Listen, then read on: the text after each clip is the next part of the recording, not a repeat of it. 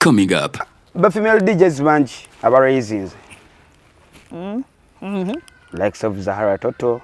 We have Linda Den, Zahara Toto, DJ Hadi, DJ V, DJ Ashlimani, Ashlimani, DJ Lini,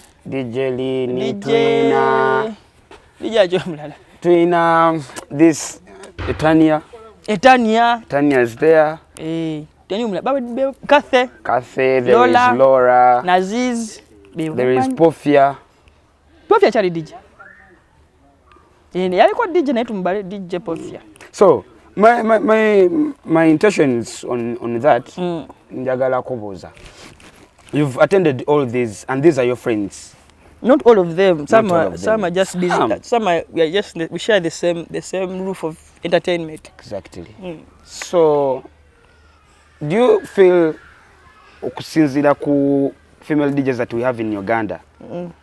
Or ina olaba bayinako stage we batuse, or they still have a certain bakabi way to go? Bakabi tobaba ku poster sagala tugambe nti bakabi tobaba ku poster omanyi bakabi we gamba bakabi tobaba ku poster bakabi tobaba ku poster ndete simu I saw a lot of them. Kati koso chogaba wala solo kuteka ku poster nga tomanyi nga tumanyi chogera kukola singa bateka ko buli omu.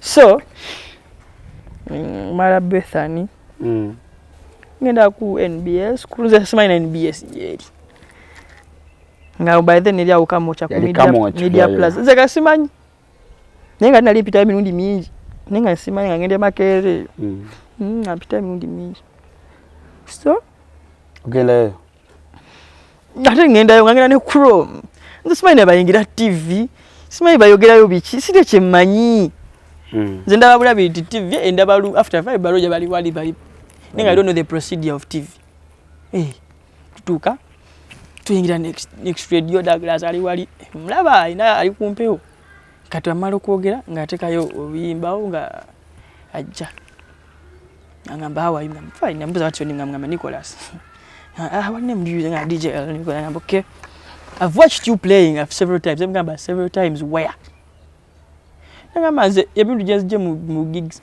zamazomeza fly nyingi nenga nkulaba nze nga sirise ngamba what do you think if we do purple party ngamba Osaga nembuza what are your expectations nemugamba expectations which ones nemugamba kitu kimu gwe ngamba tugenda kwera wano tulaba wala ngamba tulinyira wano taxi oba coaster. Oh, so Douglas Lwanga yakubuza what are your expectations and how much do I want nemugamba zeka stontu wala we tugenda okolera nenkoma uwe waka nenfuna neshendya oba Rolex oba chapati oba sumbusa nze chenjagala stage eyo oro nambuza how much do you want nemugamba tompa ya de 10 I don't want any money saka sentezo neyewunya nangamba I didn't expect you to say such things. Me too, I didn't expect you to say something like that.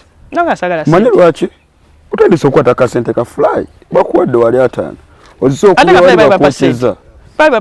wewe natuka konga ozize ku purple party oyina muka mabuka wewe natuka ko time ngazo kwa milioni 2 sibuzi ubwange.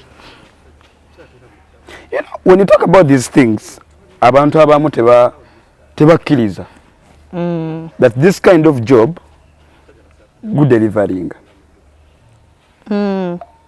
No, the problem is people abantu dabalozanga wobera mu bintu bya music oba muyayi kati nze ate naja music kuchusa okay the little I can do naja kuchusa ningama no mwana ageze ku university asolobera omuyimbe ba DJ. It depends on the mindset you have. Exactly. Ate omuyayi taba DJ kana asomya ba muyayi buli ama ba muyayi nekizibu nti okukakasa omuntu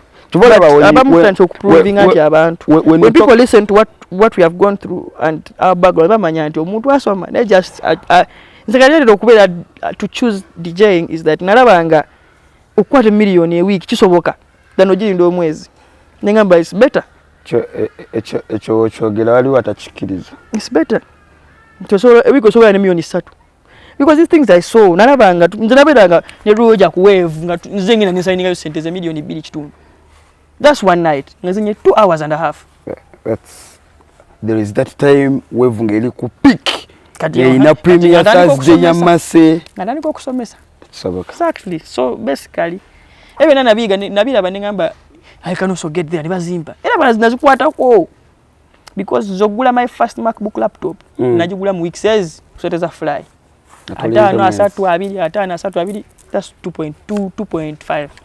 I bought my first MacBook on my money ngamza itantede kugade 10 nga yo neyuma binasoko kugula bina mja kupida bewaka yapida when we go up that side.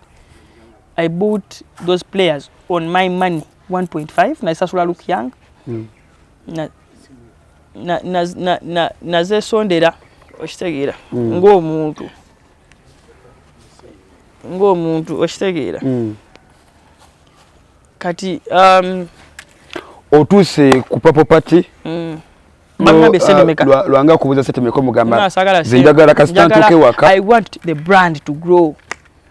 When ngamba tukolera wano nkusanga wano tugende tukole nkomewe Kampala ninye boda ngende waffe rusigadde kyekyo rusigadde ojja kundaba ne botandaba kasita bantu abo mbafuna because bebasinga obukulu kasita bategeera nzaani ndi wemba tambula webansoka kwati oyo yani mumumanyi kati awo nga interest kati ejide ddala in my mindset kati gamba now this is the job. You know, you obamu career, no, there's a difference between a career and a job. Kanalaba DJing as a career and a job for me because career is something that you do for a living. True. A job also and a job. So me DJing is a career to me. That's why I put in all. Challenging and yoning calculation, kangeze question.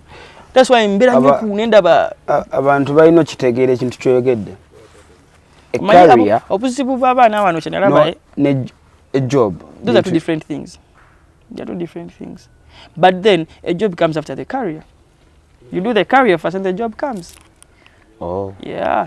That's why people forget that no musabi wakapira asoka kukola nafuna ogwo mulimu. Simanyi musajja wange shamakulu kicholiko if you're on a career or you're on a job. But you know manyi lwachi simanyi ba public figure ba monatega nteba exceeding when somebody is learned, they have gone to school, because you come with the basic knowledge. Also, me require basic knowledge, how to understand life and to know things.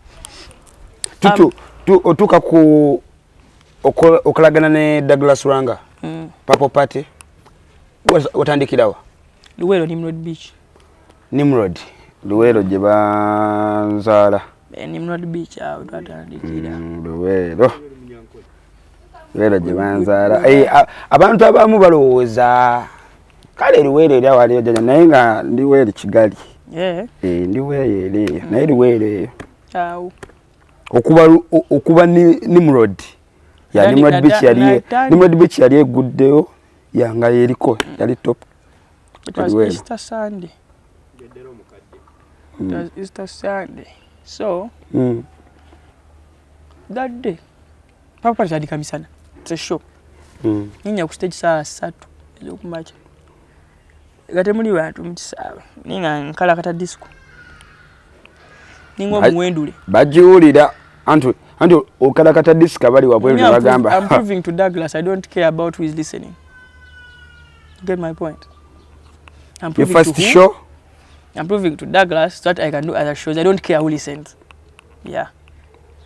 Man comes and tells me, "Why music goes on? You let it down. You don't go kuyingira." I'm like, me, I'm here for you to listen. It's abantu abamu tebakimanyi. Nze chenayiga si mundongo yokka. Ne if you're a growing up working person, you have to learn the steps. Tunobazala omwana ayavula ne yetengera natambula nakula namine bilivu. Yekulula. Exactly. So when you want to do things on a rational way, biduka misinde tebikola osegera. Because at the end of the day, you're going to get to the point you want to as a person. Don't ina ku kwateka ku pressure. I don't know a disciplined person. The discipline I respect. And this is how I respect everybody, and I'm a disciplined person. When it comes to my bosses, yes. Njagala kubuuza omala okuba Papa Party. Tujiba show shagwa saa mnana zachi. Yo. Nasina vako ku stage eyo no. Imagine from 9 am. Kwoli. To 2. Basajja bali tagaje sinemateekako ne bavaako. Bashitwali bakubani bagenda Roger nakuba Masi nakuba. Shiru nakuba. Nogattawo. Nzega wendi. Nekubira abayimbi awo biki. Kati my job, my aim was to do what we call social network. Unamanyo no mumanyi. So at the end of the day, that's how somebody recommends you somewhere. Exactly. Kati. Bayagwa, the following day, Kampala. So Douglas and Peter. We moved like, because Nimrod Beach, but Roger went over cuts, just for them, somewhere there. Just like a few meters away, like 20 meters away. Nangamba mwana gwe wakubye disco. Nagamba okuba ne otova ku Papa Party. Ningamba bale mukama. Njenga bwenzire wange. Sai wange kale waffe. Fukambira ne baza mukama kya achieve nze. Kali now Douglas is my friend. Thank you God.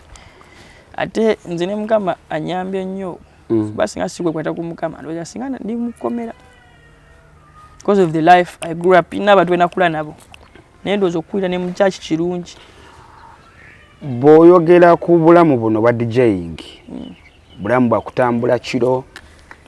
Misana tewaba mirimu. Do you Njemzana nina emirimu.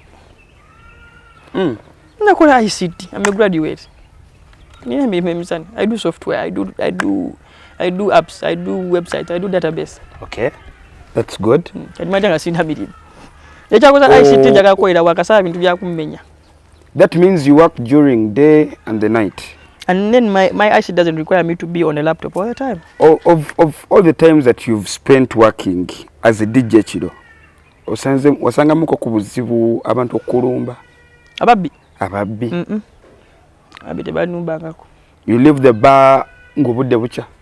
When I nakatandika naimba mba budde nga bucha. Kuba naye sina moto.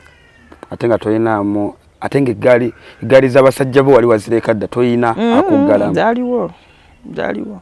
Ninga sibimanya nti ebyo bintu ngamanyize mikwano gyange kinali mmanyi. Safety first. Nale manyi mikwano gyange until the brand became bigger nimanya nti ebagali. When I'm nabo I see them acting. They were supposed to act when people come close to me. Yeah. Nice man. Obeerako n'emikwano gyo in everything you do. No, I keep friends. That's what I know about myself. Simanyi okola mikwano mipya. Because nyanyo ya nemikwano egimanyi story.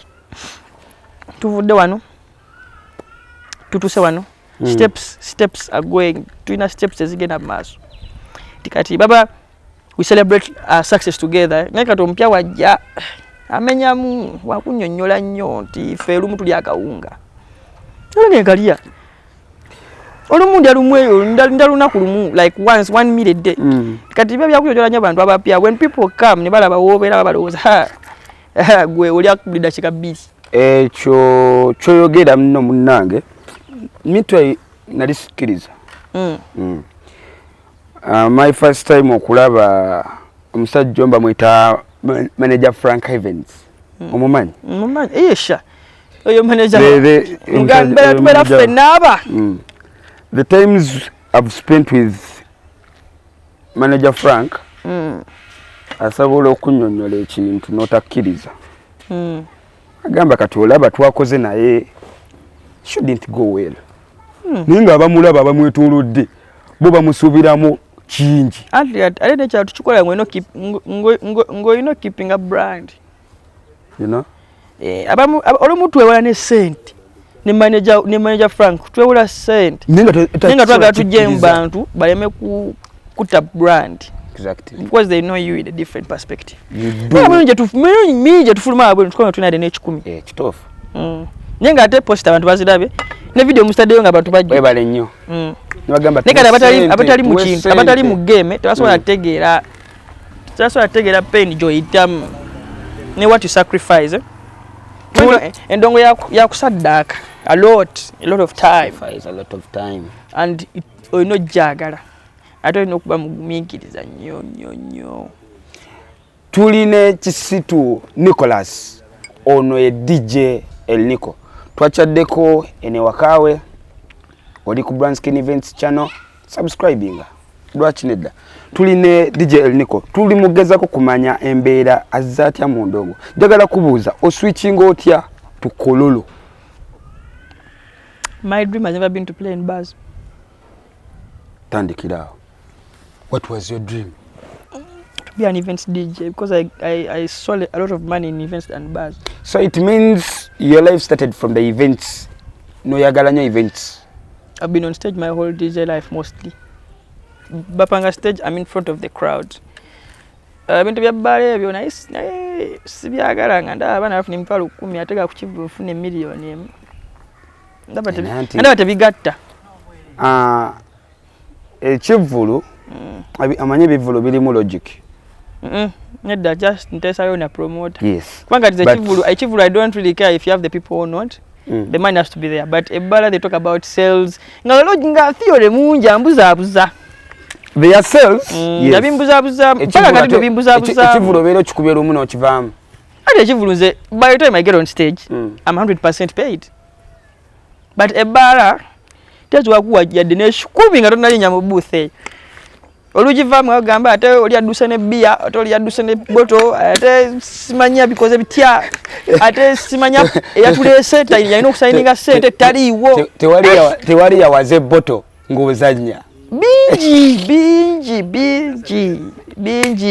Bingi nnyo bitukane kati byatukanga kati we namanya bano badijja bala batamula ne badijja banene badesha abo nga banyumiza nno nanga badesha okola wave toina laptop chichi nanga muganda wange bakuyita masa kugamba tukole naye ndi mutabani we ne setting eyo na kwe mtwale 5 ni mugamba kati nze nje mubala. This is the first time I played wave. Roger was in UK yangamba mfeelingire in nanga Roger eta no sija jikwata byempu yangu mama bodo teyazi simanya tengonye simanya kavexa mbape sende nga simulaba za bitu bya misinde ero jana mukubya na kavexa nantera ke kyasatu kyange ngamba kati awo kanyende nga bingi nokola mbitegeera. So you were paid out your first time. Sibe bintu bya bimenyamu chobola babala bakubira nnyo ne Frank Evans ne manager wange Nick man manager baaki bichali wange nga wa muda manager wange nga mutufu real friend ate real friend ya muganda wange bakubira manager Heavens bakubira manager Nick nazo bagamba ebintu byabale besibyagala baba menya batuka wenyine ne baba yombesa irazi bazifuna emirimu ne ntulama manager gero je serezo ngati ziriwo sigenda twambanja move matanyigire bwerere okubya ekintu ate bakuzunziza tubayagala bivule byo byagala nnyo nyebala wabuto teyazi mwana twakubide mugagga gundi ate yafiridwa ate simanya luli wani gundi yatuconnectinga ku night ne tu hostinga ate tanda signinga sente kati bya bichebyo uze ngoze kati bya mumpesere zange ebintu by'amabaala bino si bintu nakabiyingira akajjo tandiko biyingira ate lockdown actually nera mabani na matodo they are few there's no money kuba bebasobola okusasulako basasula atasasula nabesonyiwa osanzemu embiranye mu ndongo ndogere mu kikono etya ekikono kiri buli wamu abasamba abakola mu office bekuba kikono office ateze zisingamu ebikono abasamba kapya bekuba kikono wali eddogo lingi ate wago watamanyi kikono laba ne wa mchala wali ekikono waka tachikuba mu mikwano gye abakulemese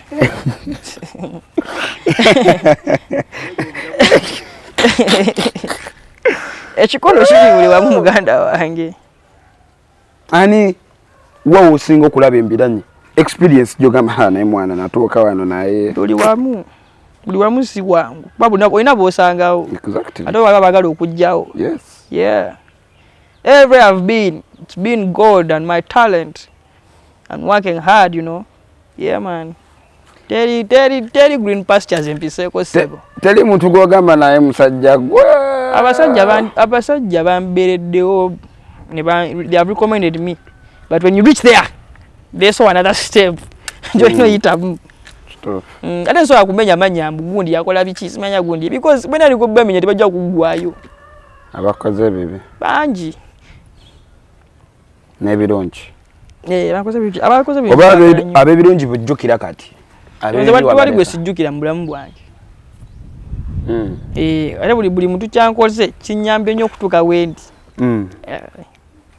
Tulabyeko duos ez'enjawulo. Felix Stewart, Roger.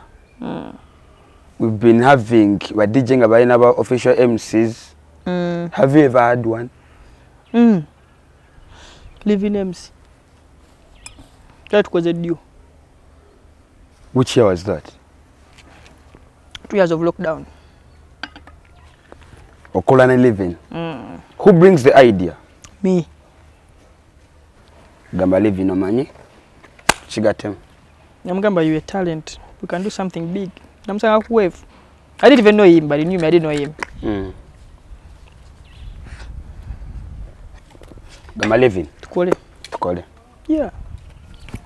Lockdown. Lockdown. You push out. So I know about injury YouTube query because I have a lot of projects that want to come studio because of something that happened. But never know individuals always tanga to we have sorted issues out. If don't, it's God's work and God's willing. Every single kwa ulamudi was it's either money. Sente na bakazi. Kazi. Si either sente na bakazi. Respect. Sente na bakazi. Anti sente bye respect bye buli kimu. Kyekikuleetera okwawukana ne livings. Living ajja wange oyo mwagala nnyo omwana oyo. I think we didn't understand each other and the people around us were not right people. They didn't guide you. They're not right people. Wow, tegeeza otya. Nti tebayagala ddiwo ebeerewo. Bayagala nga teriiwo. Kyali kigenda kubeera kinene nnyo. Ndowooza bakiraba. Kuba buli omu side ya living kale yawuliza nnyo ebigambo by'abantu abamuli okumpi. Naye kati ate nze saabiwuliriza ate ne mbalaga nti ddiwo eri between me and living. It's between me and everyone. Everyone else is a by the way. We are the first priority. True. Nagano kitegeera. Did you try solving issues? And things didn't work still. Because the people are still around. By the time they were not around, I had also moved on and caused a But we still have chance. Is he still your friend? Shh. Okusimya nga ali pinned. Bwe tuwa mulimu babiri baba tetujja. Ffe tukyali. Bwe tuyita babiri tujja. Kati gwe Migos bamanyi. Buli omu talina career ye offset biki. Bw'oyita offset ajja yeka, bw'oyita Migos bajja bameka. Bonna. Yakiri nga bana bayimba nti bayimba ennyimba bonna then everyone has a different career as a person. Kiki kyakuleetera n'ogamba I should have an official MC? Because it had never happened in Uganda. I picked a leaf from Supremacy Sounds. Yeah, and they do the same thing but in a different setting. Okay. Yeah. It is good. Oba olabira wala. Ndaba naba ssente nnyingi naye munnange. Ensi eno. Buli omu talaba kintu nga gwe wandikirabye. Bulamu. Life is irony. Kati gwe olaba nkana akasubi bw'okalondawo osobola osimba omuddo omuyale nga ndaba tekisoboka. Nalonda kitole kyonna. Oyagala ojja obukuule bwonna obutwale wali. Naye nga bulondera a few of them osobola okuzuula because obusubi it is a chain. So how did you feel about this? I felt bad. By the end of the day, life is life. You move on. You felt your efforts were effortless. No, just nalaba nti abantu abannayuganda bakyalina nnyo obuzibu ne vision yaabwe. Bakyetaaga okunaaza amaaso. Tebalaba. Because you had so much in it. We had so much to do and so much would have been done. You had a lot of projects. So olinda mu negotiating If you reconcile very the well. projects were mine. I got the artists myself. I went to studio myself. I paid studio time myself. So the projects are mine. And those projects have my name in it and his name in it. So I can just tell an artist to do another voiceover of the names. I have all the projects in my phone. They are mine. Though I'm not that kind of person who does things like that. No, intellectual. Stuff. Achogedde intellectual. Yes. DJ Elnicho gwe tuli naye tumukyaliddeko awaka. Sente ogirina. Musikirize enywemu. Elnicho yatugabudde ebyakunywa leero. Munywe. Oli ku Brand Skin Events. Subscribe, like, commentinga. Amanya bampitaddero. Bw'oba oyagala onyongerako akantu kali aka MC we n'aba n'omuzindaalo. Naye for now tulina DJ Elnicho. Elnicho olinako watuuka mu disco n'ogamba ku set n'ogamba kuba disco naye bwana kuba disco. I appreciate talent. Who am I known to if they have appreciated me? Niyo gogamba kuba disco naye bambi. Leave alone. Bwe DJ go bawa disco agikuba kuba tebali go batawata manyi. Chanjawulo. Chanjawulo. Chanjawulo mu. Mwagala kati kusettinga. Uli kusettinga, usettinga. Atagala menya amanya. Netogenda menya amanya. But you have someone go gamba nti. You see when I go to that set, that name is there. I know. That what? Endonge genda bawo. Ndinga fa tukana jikuba oba ngenda kutya. Togenda kutya, but you appreciate Roger. On the same set, everyone can cry because they will cry of joy and tears of joy, man. People will scream. Yeah, man. Those who have seen me on set with him know what we're made of. You have a certain chemistry. Because I've learned from him, so we can create magic. True that. Me and Mercy at Cask, those who come at Cask on Thursday, no. There are a lot of DJs I can play with. A lot. Banji. Roger. Mercy. Then you DJ abasinga Stuart balito. Mwenda kunga zenito ku catch up. Temanda am lockdown. DJ Lito. Chikade. Yeah. Exactly. Duo set te anyuma. DJ Lito. Chichu. Nje buli DJ chaliwa. Ayagala kale. Oyinamu n'abatayagala kuba bakyaliyo. Nange era saagala kati ze bagule. Oyinako otuuka mu kifo n'olaba omuntu ng'omumanyi naye akumanyi naye n'ogamba baba tambonzeeko nange sijja mu bwongako. Zoleeyo ku zoleeyo. Abantu nga nze bwentira. Abantu bazoleeya. Nengera mze bwetambo ne bweta kutamba nange sikubonga ate lwaki mba nkwesibako. Oyinako otuuke mu ewantu mu kifo n'ogamba ate kati abajja okumbuuzaako nga bangi. Sibikola. Toyinamu basomboye. Fena to oyinamu omuntu ogamba naye kati ate nono musomboye nnyo. Abasumbi babeera batya. Akumalako emirembe. Gitya. Akuyita. Ankubye. Takubye. DJ. Nange ankolabe bati. Ndeka genda. Bye. How are you? Agala kuvumya abantu. Hello, how are you? Of all the events that you've attended, we have a lot of MCs. Currently, we have female MCs. We have male MCs that have groomed this thing that it eventually attracted the females to join in. Do you have a set or do you have an MC gwogamba nti kati wampa set nasazewo ngenda kusooka mu basajja ko you have a lot of friends webampa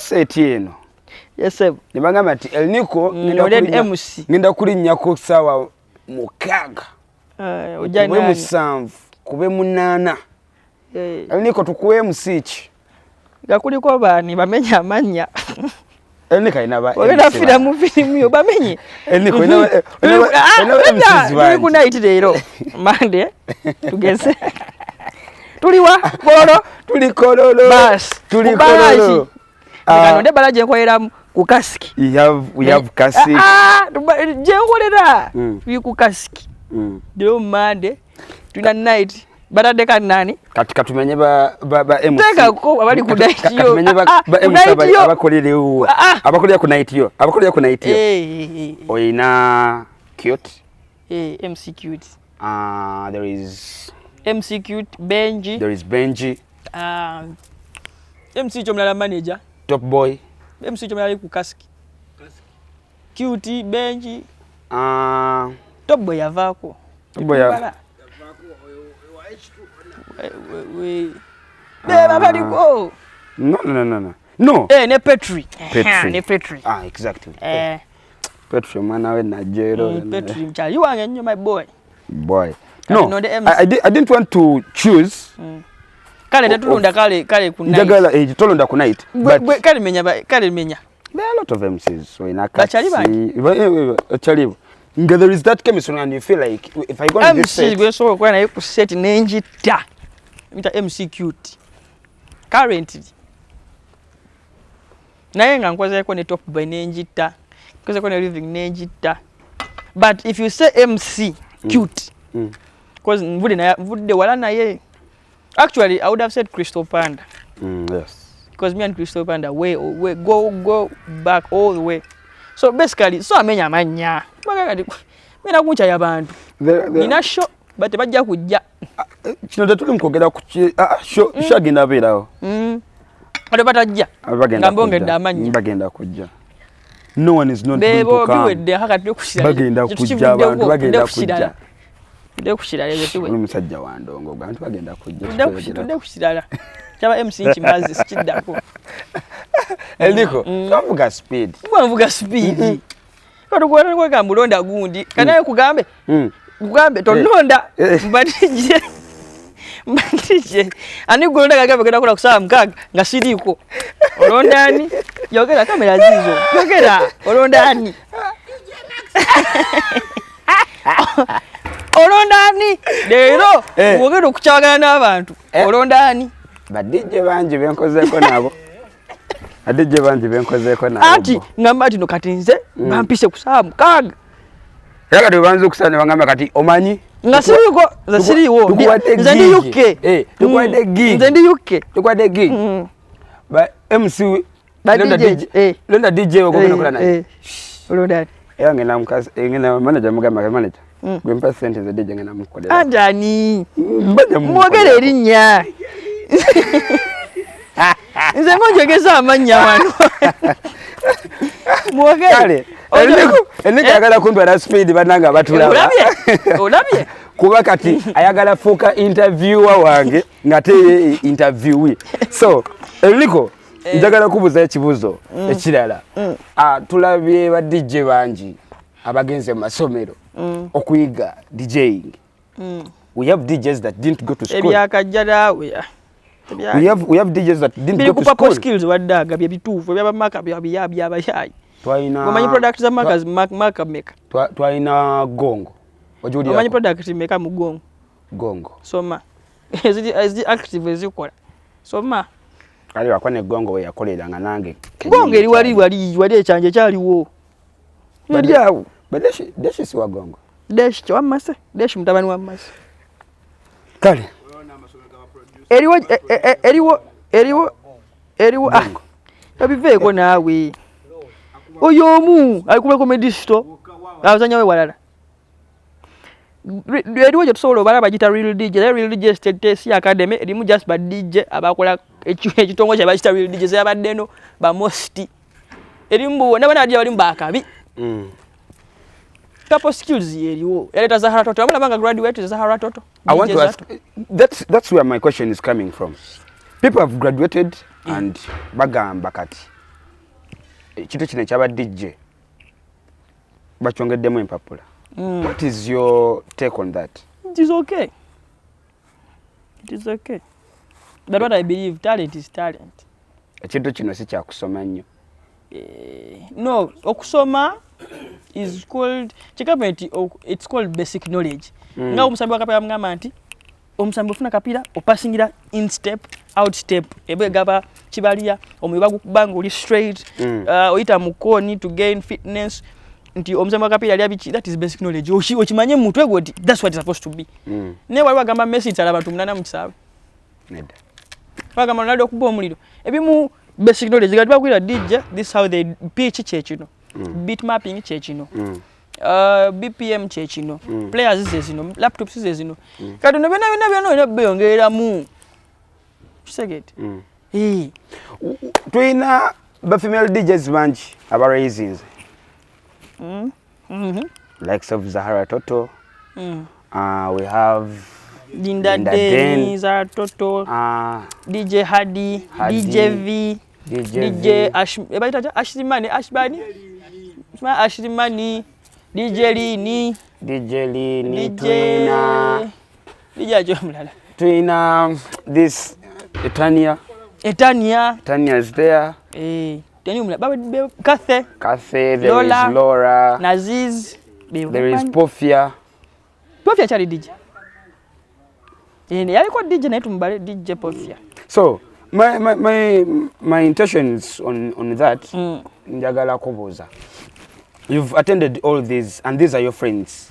Not all of them. Some are just busy.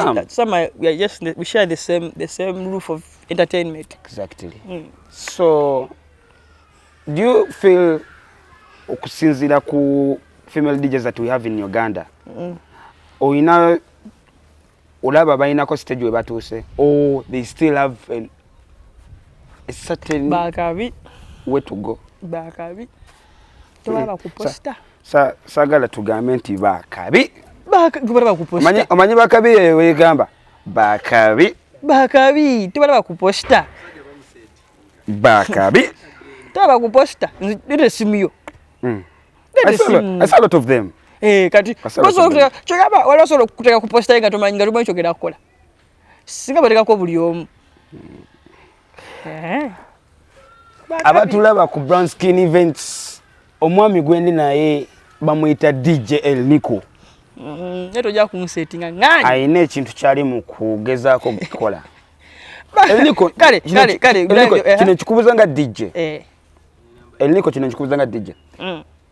Of all the female DJs that in the entertainment industry, if they tell you to name 2 or 3 down, Elnicho tugenda kuita ku set bweti naye ogenda tu recommendingirayo abantu basatu ba female DJs that will appear. Ngaba chaye baba siba chali bangi.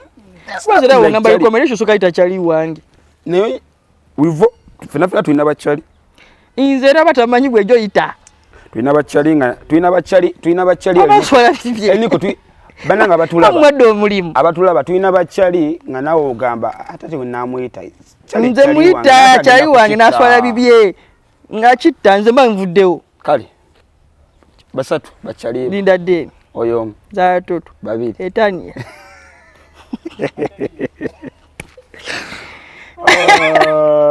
Kati waba the female DJ. Ngomanyi DJ Elnicho. Wowe. Abawude tubabala. Lola nekazere tubabala. No. Abo kubabo siba female ba half men. Yeah. Ba disco ya basajja. Kuba bakazi benyini. Kasi.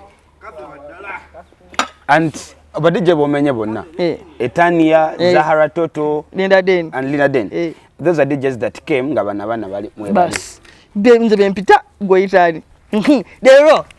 They have told you to come and call 3 MCs today to escort you 3 female DJs. Name them. Nga 16 tuli ku Cartel Bar and Lounge tugenda kubeerawo nabweru. DJ Elnicho's experience. Good DJ, we're going to be celebrating him. Come through. Yeah man. Jango gule table. 10 artists, 10 MCs, 10 DJs. 10 DJs. Yes. Line up za DJs za jude. You know, there is this word Jwagamba, Cartel will ask for water. I'm telling you. It will ask for not water, for a dam. Dam. Ngwa mazigagera bamanji nnyo. Kale DJ Elnicho endongo eno gimazemu experience ya myaka emeka? Emituufu obanga n'okusaga mwekuli. Katutandike okusaagirizamu. Ndongo nagisaagiramu emyaka 2. Emituufu giri emeka?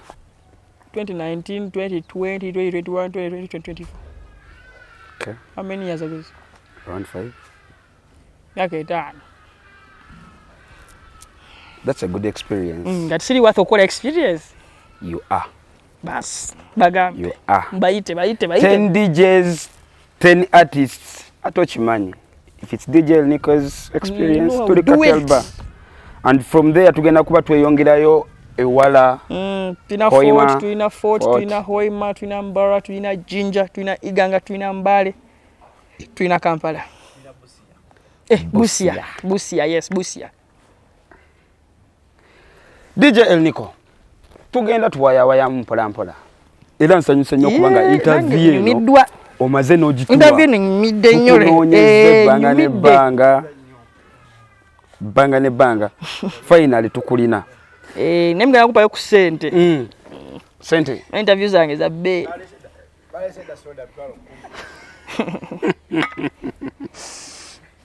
Abatulaba simanyi lwaki nseka. Nenjagala kutumirako omwami gwe bayita manager Frank Events. Webale byonna byotwesaako engalo.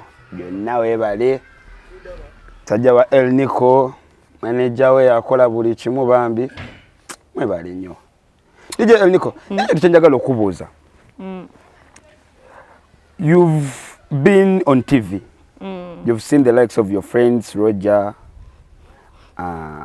Mercy. I'm still on TV. And you're still on TV? Wanondiwa. TV. Nesiba ku TV. Nayagala okugayita ebyo sasike DJ Elnicho ku TV kwali abeerako. Ensonga lwaki mbadde nkubuuza batyo? The likes of your friends bawulirangako mu association ya ba DJs. Nange sirimu. Sizimanyi. Olinayo gy'omanyi?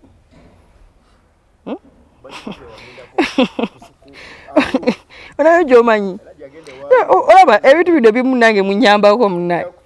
Oyinza oba olinayo gy'omanyi nga sigimanyi. Olinayo gy'omanyi? Ninayo gyemanyi. Bagita batya? Omwami omu gwe bayita DJ Nimrod. Bagita batya? DJ Nimrod y'omumanyi? Ye, kyali wange wa Galaxy. Bagita batya? Tegingambangako. Producer, bagita batya association? DJs Association of Uganda. Ekola etya? Ye kunganya ba DJs. Ne bafuna ki? Elnicho. Kyogamba association yeno teinako weyongera ba DJs. Anti ababaddemu be baani byenjagala okumanya batubwire bafunye eki. Musobola ofuna ne mufuna interview nayo tuzofuna interview ya DJ Association. DJs Association of Uganda. Yo yennyini. Tuyinza ofuna interview ne tujogerako. DJU. Bayira DJU. Dijao. Aha. Tuyinza ofuna omuntu kuba DJ be mumanyi eyayingiramu nga talina kyayina mu ndongo nga ina kyafunyeemu. Kati bwaba alina kyafunyeemu mumubuuze kuba kati nze sobola kunyonyola ku kintu kyesimanyi. Kuba yo DJ Association kyegimanyiko kyekola kwanza sigibeerangamu. Naye basobola bayingirayo batya? Togimanyi. Simanyi ebyadda sibimanyi. Nabiwulirako okwo naye sibimanyi. DJ Nimrod kyali wange tabingambangako. Takugambangako. Naye nga nabiwulirako nti gyebiti. Ate simanyi kyebikola. Kati sagala banaye abatulaba sagala munkomereko omuzalaba simanyi kyekikola. Naye nga bwe bajja eri alhamdulillah mwebale kukola. Okay. So kati DJ Elnicho. Okozeko n'abayimbi bangi. No. Almost 100% of Ugandan artists I've worked with them. And they know you? Of course, man. You have to know me, man. You don't know. Bakumanyi. Yes, man. Ekintu kyenyi badde njagala okubuuza. You have a lot of projects that you're working on. DJ Elnicho in Kigwa leero.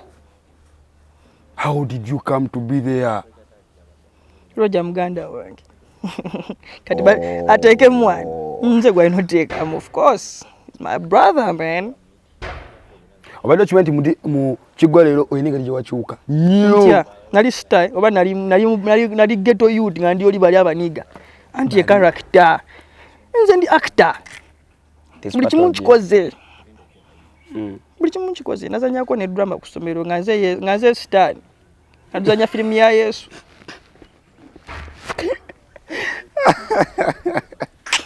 Oseka. Osese. Abatula DJ Elnicho yali actor mu ssomero nga bazanya film ya Yesu nga Yesu. Najayo character. Abazade banfuwa sente. Ngati gwe dawo. Nalina mu kusente ku kantini. Wiki yali yange. Bebanda abavaayo. Nze ngula. Njagala okubuuza. You've created a duo with an MC Negana. People have created them. MC Yagana sinze. Duo eba Yagana. Duo ekyaliwo. Duo teriwo. Teriwo. Take am YouTube Elnicho and living.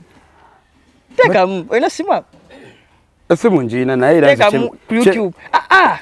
Take am DJ Elnicho and living MC ku YouTube. Baba tabali yo nga atulaba kati wona teka mwawo content gojo sangayo. Wa miaka mikaddemu tali current.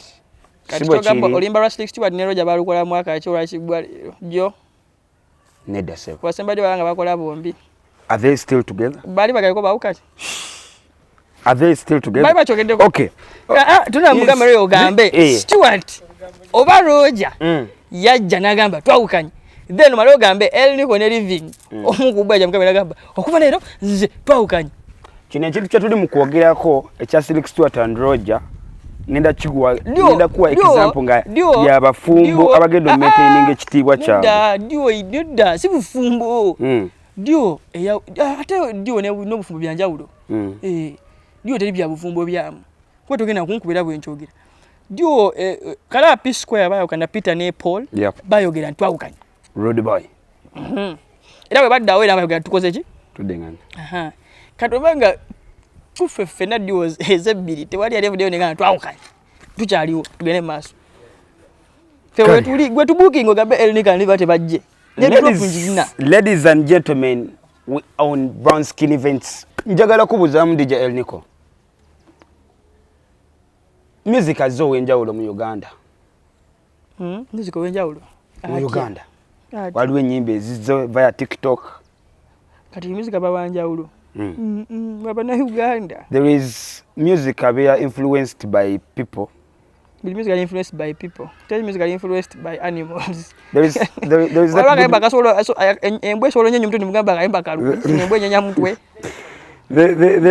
there is music that you feel, or is there any music that you feel no gamba ha no limba teluja missing a set yange, and there is music no gamba on my set I can play that. Bulimba teluja missing a set yange abanza nya kifansa yo lwa Haruna Mbiru.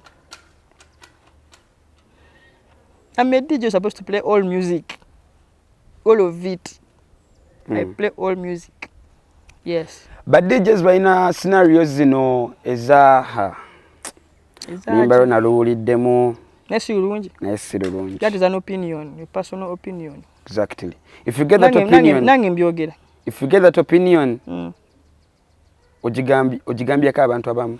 Banji nnyo. Noga ulimba sigenda duzanya. Si duzanya. But that song is not good. Go back to studio and do something better. Banji. Because mbasaga atonyigire bantu. So I tell you the truth. Segera. True that. Yeah, then you do something better. Yeah, take your time. To papa. Fena tuina we tutuka no gamba. Man.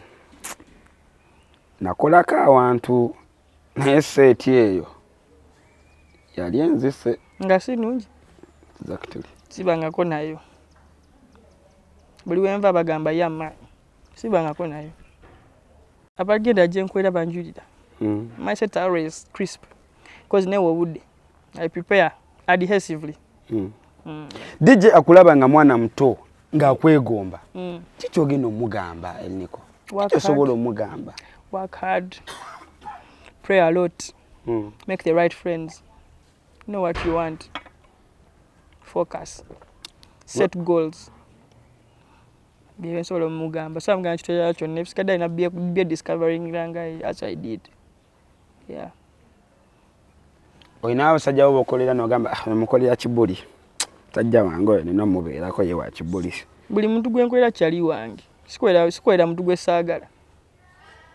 Kwani abane jana kuto mulimu nga simwagala so agendayo. Lwaki okolera omuntu gw'otayagala bwagala n'okusasula? Ogenda kwetta. Kolera omuntu gw'oyagala.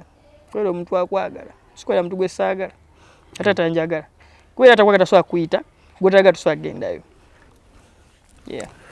DJ Elnicho gwendi naye ku Brown Skin Events channel joliko subscribe comment ero sharing agezezzaako okubeera tactical technical naye nange gwali naye sigenda nkyali naye era tukyagendera ddala mu maaso wano paka ku majja naye nnyo okunkyazaako makaago naye nga sinnaba kugenda era saagala genda kuba olunaku walumpadde interview nginoonyereza ebbanga ddene tunyumye paka ku majja. Njagala kubuuza DJ Elnicho abantu ab'enjawulo we bakusanga ng'oli mu bibyo oba star tebansanga kizibu nnyo okunsanga mu biseera byange eby'eddembe naye nga tekyo ekituufu ekyo buuza ne manager Frank Evans kizibu nnyo kuba sitosobola kunfuna kozi nga nsazeewo ekyo kyennyini kye mbadde njagala okufuna mu budde bwo obw'eddembe obeera waka we munsanze waka nga ndaba TV yange temusanze nga ngiraba musanze complaining basi waka ate wantu tusategeerayo pozi nga nsazeewo banga manager yasazeewo tosobola kutegeerawo. Njagala kubuzaayo ebintu bino ebya DJing abantu boli exposed to banywa omwenge bakozesa ebiragalalagala gukola okozesa ki soda wewako okusoda sigonya n'amazzi bino biyinza oba byawaka mazzi nkozesa mazzi na soda tere kirala ne juice obutunda obukamule wekuumya otya okuba nga gwe tukozesa mwenge kusalawo kusalawo nasalawo nga nze nengamba saagala bikozesa. Njagala kubuuzayo ekibuuzo kimu DJ Elnicho ku bakyala bano abasatu abaliwa Linda Den Etania Zato ani gwe wandironzeeko kuba mukyala we? Tewali. Byentebiriko bya tewali. Ku nso sigaddeko bw'omu Mungu naye agambye kati kuba be bakazi benkulekeddeko bakazi basatu bonna Zahara Toto Linda Den bonna ba Etania bonna mbatwala kati we nodako ababiri basigalirani nga tusigaddeko basatu funsi. Mungu agambye londako tekisoboka mugamba Mungu nsonyiwa kunagamba twali bonna mbatwala bonna mbatwala bonna balungi bonna mbatwala mbalekera ali baffe batwala era Katonda kyo kikola nsonyiwa nja kubatwala bonna mbatwala. We've seen a lot of DJs abagezezaako kubanga ku seti zaabwe bakola the MC. What is your take on that? It is okay. It's choice. Neze saga. It's just saga. You feel there is a calling in that? It's choice, man.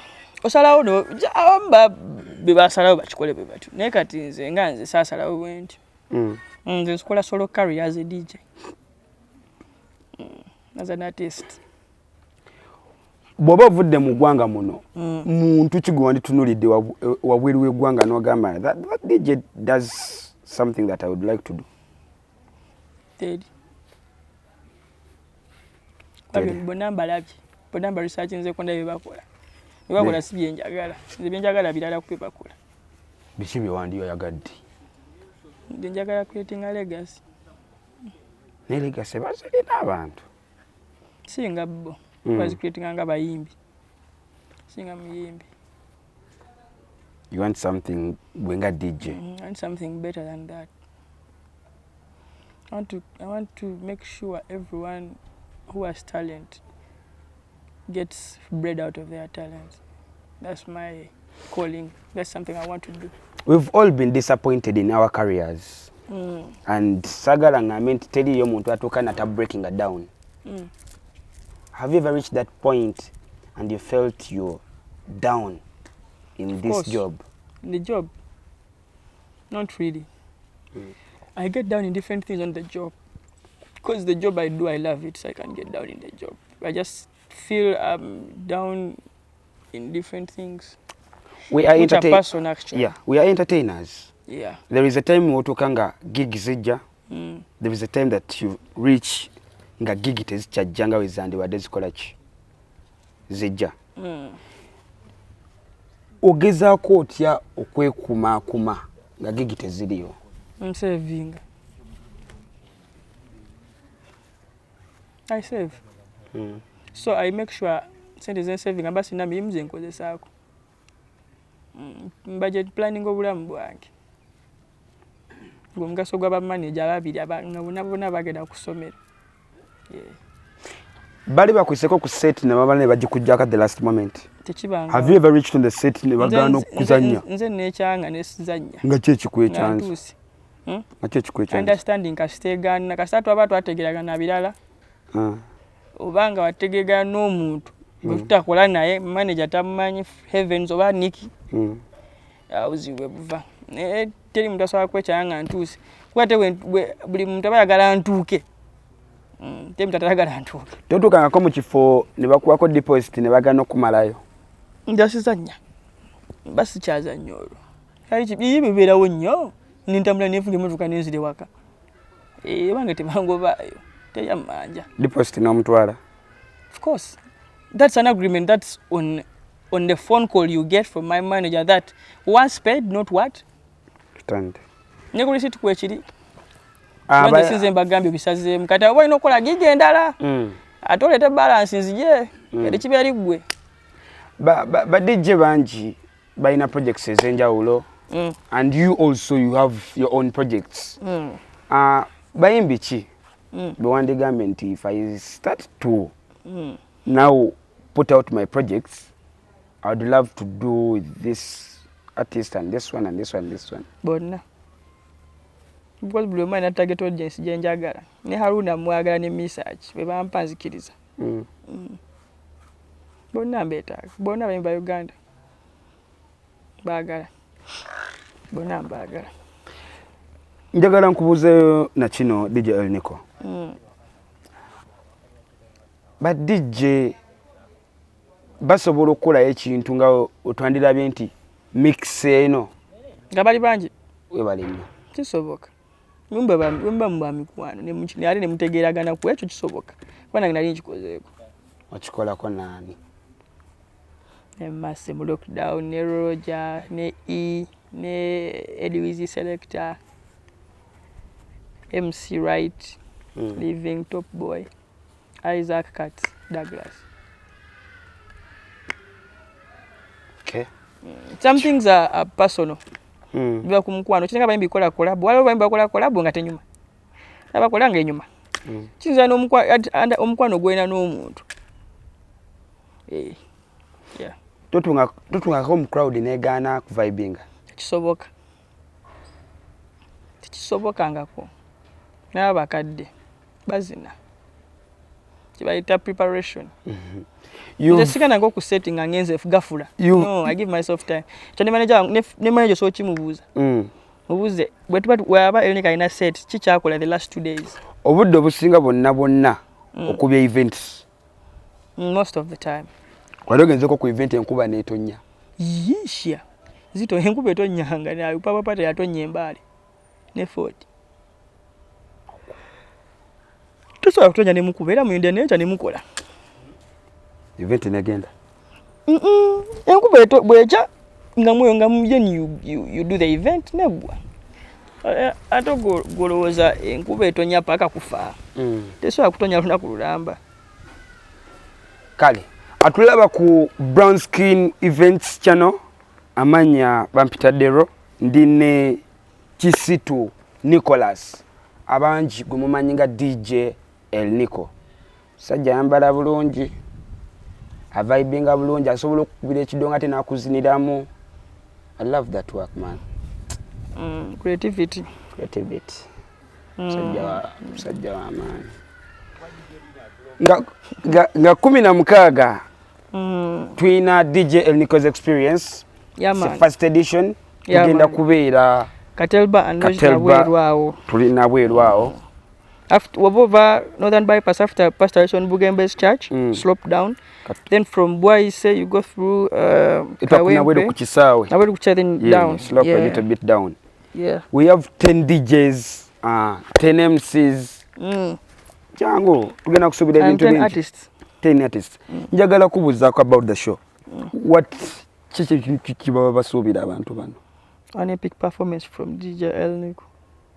Something you've never seen in Uganda. Yeah. So, no one has done a mixtape. Not even a mixtape, an experience. Expect fire. Please come. Bagambe. Entrance. Apparently, we are still debating about the ordinary fee. It was 20,000 initially, but we may go to 50,000 because of the amount of people coming in. We want to try to reduce on the congestion and have a VIP experience for everybody to enjoy the show. Exactly. Then the table goes for 500,000 with the black label.